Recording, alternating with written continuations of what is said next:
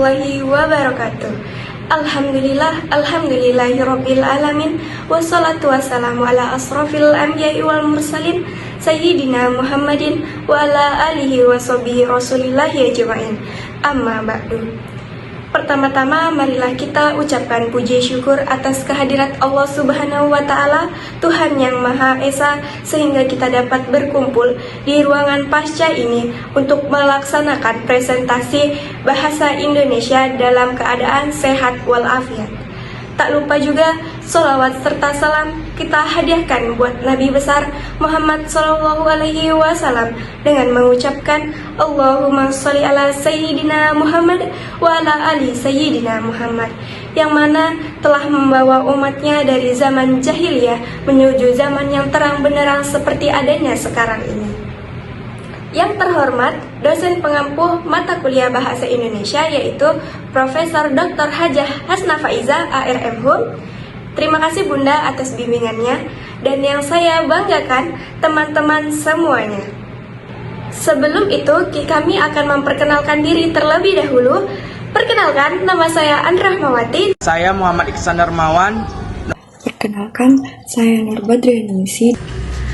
Perkenalkan, nama saya Indah Lantiur. Hai, nama saya Gus Dani Nugraha. Baiklah, di sini kami dari kelompok 7 dengan judul teks artikel ilmiah. Baik, kalau kita berbicara tentang artikel secara umum terbagi menjadi dua, yakni artikel dari hasil penelitian. Nah, yang dimana artikel dari hasil penelitian adalah karya tulis yang bersumber dari laporan hasil penelitian yang sudah ditulis dengan maksud untuk kepentingan publikasi yang dimuat pada jurnal ilmiah. Nah, yang kedua itu adalah artikel dari hasil pemikiran atau kajian pustaka, yang dimana artikel tersebut adalah karya tulis yang dibuat dari hasil pemikiran penulis mengenai suatu persoalan dan pengkaji suatu permasalahan ya, yang pembahasannya didasarkan atas teori-teori keilmuan atau mengkaji pustaka-pustaka yang relevan untuk memecahkan masalah yang telah dibahas. Selanjutnya, menelusuri dan menganalisis model teks artikel ilmiah. Artikel ilmiah merupakan salah satu jenis teks akademik. Artikel ilmiah biasanya diterbitkan pada jurnal ilmiah, yaitu terbitan berkala yang berisi kajian-kajian ilmiah di bidang tertentu. 1. Kerangka isi artikel hasil penelitian. Yang pertama, yakni ada judul. Judul ditulis lengkap, informatif, tidak terlalu panjang tapi juga tidak terlalu pendek, antara 5-15 kata, dan memuat variabel-variabel yang diteliti atau kata kunci yang menggambarkan masalah yang diteliti. Untuk PTK, judul artikel berfungsi sebagai label yang menginformasikan inti isi yang terkandung dalam artikel secara ringkas.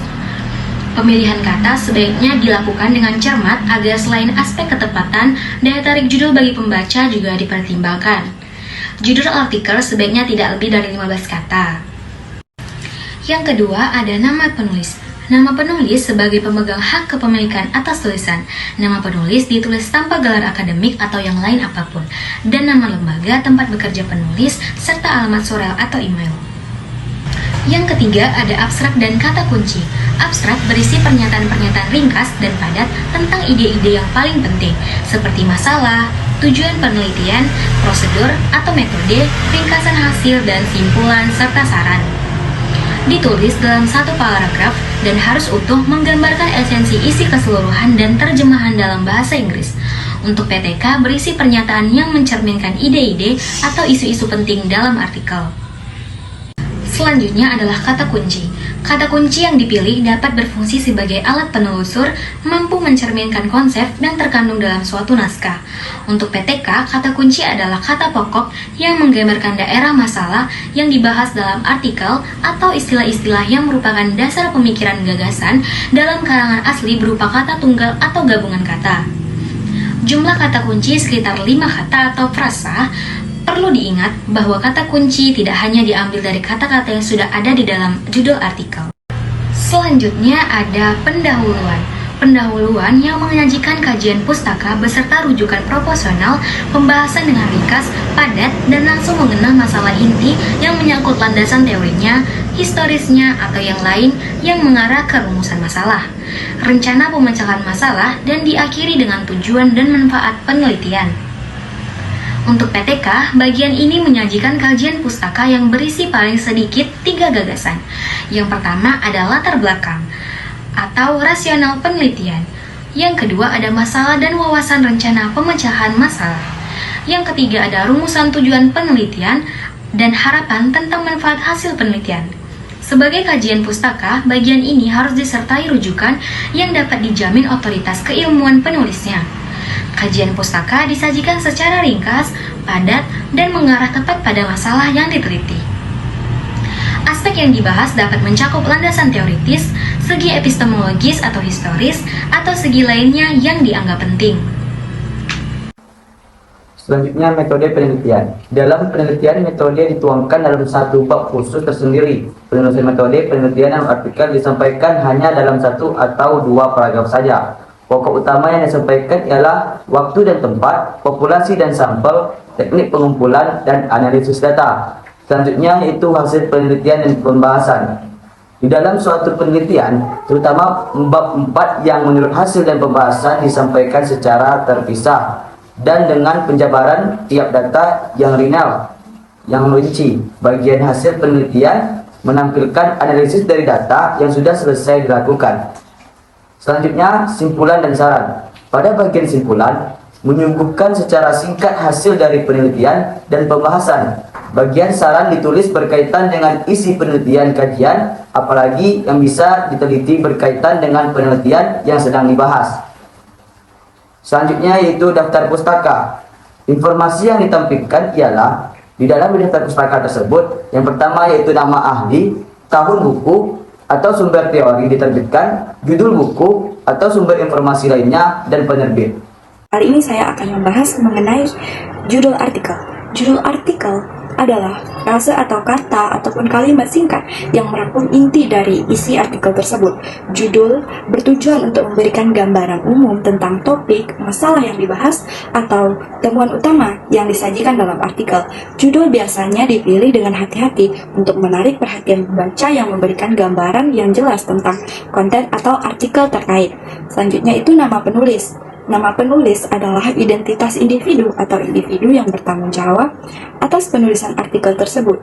Nama penulis biasanya mencakup nama depan, nama belakang, ataupun inisial yang berkaitan dengan penulis tersebut. Sementara itu, lembaga adalah organisasi atau institusi tempat penulis bekerja atau berafiliasi. Lembaga ini dapat berupa universitas, perusahaan, laboratorium riset, ataupun organisasi yang dijalankan oleh penulis tersebut.